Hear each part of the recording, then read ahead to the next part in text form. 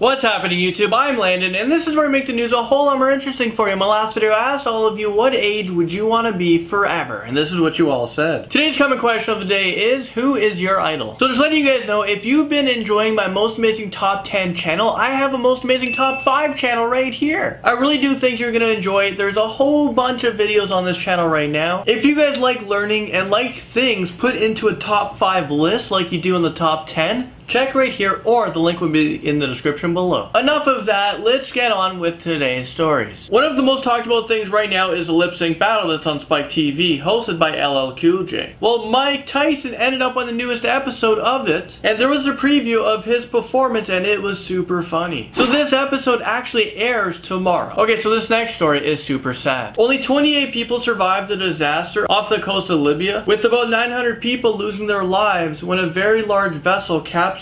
This becomes one of the worst maritime tragedies in recent history. The captain survived, and he was identified as 27-year-old Muhammad Ali Malik. There was another man, Muhammad Bickett, who was 25 years old, who was also taken into custody with people trafficking, and he was also charged with reckless multiple homicide in relating to the sinking. So the vessel was filled with a lot of illegal migrants from Libya who were trying to escape to get a better life into Italy. Because right now, Libya, it's a really scary and dangerous place to live. There's a lot of wars, and there's ISIS down there. So the captain was arrested, and he's being charged for multiple manslaughter. He was responsible for over 900 people. Coast guards and helicopters were working all night to try to save as many people as they could. Really sad story, so messed up. When there's more news on this, because it just happened, I'll try to keep you guys up to date with all the details. But what do you guys think should happen to the captain? Okay, another messed up story for you. A mother would lock up her really young girls in their bedrooms every single night. The reasoning? Well, it's because so every night she can have her boyfriend over who is a child abuser. Is this real life right now? I mean, the daughters are under 13 years old, and the mother thinks it's a good idea to lock them up in the bedroom to have her pedo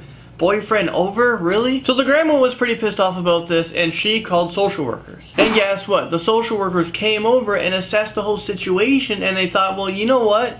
Because the daughters are being locked away at nighttime while this pedo boyfriend comes over, this whole situation is okay. Oh my god, I mean, this is just the stupidest thing ever, and if there was a stupidest mom award, boom, she would get it. Okay, moving on, how many of you guys have heard of the Eatons Center shooter? Well, it's located in Toronto, and it's this really big mall, where 23-year-old Christopher Husbands walked in and opened fire, shooting 7 people, 2 of them died. The Supreme Court Justice said this was outrageous and a scandalous crime. He faces an automatic life sentence with no chance of parole between 10 to 25 years. Well, in Canada, the law now allows judges to double the sentencing if there's multiple people involved. So for example, the 10 to 25 years could be 20 to 50 years. Now, I'm not really sure what kind of lawyers are out there that are defending people like this. I mean, this guy has murdered 2 innocent people. The lawyer goes into the courtroom and says what? He would like to plead not guilty? This next story is about a dolphin who turns pink whenever he's angry or sad. This is a rare albino dolphin that lives at the TG Whale Museum in southern Japan. Its thin skin means it can change color whenever it's emotional. I mean, isn't this just the cutest thing ever? Last year he was captured by fishermen, then he was sent off for researchers to study it. Alright, so this next story is for Canadians out there like myself. And for you who are over the drinking age, get excited. And for you who are under the drinking age, well, things have gone a little bit easier. And that's because beer is being allowed to be sold in grocery stores. So 450 stores across Ontario will now have beer. There's going to be a new tax on beer, but brewers are not allowed to add these taxes on for another 2 years. And 2 years from now, the government is also going to charge an extra 50 cents. So this is going to be effective May 1st of 2017. This is a billion-dollar industry, but now it's got even bigger. Grocery stores will be able to purchase beer from LCBO at a big discount. Stores can only sell a 6-pack or less and have limited hours for the sales. So the beer stores across Canada are going to invest $100 million to make their stores larger, because now there's going to be high demands coming. Well, there you guys have it. People in Ontario can now be alcoholics pretty easily. Just make sure you guys monitor yourselves, don't overdrink. And that's all the news stories I have for you guys today. Thank you so much for watching, and I'll see you all in the next video.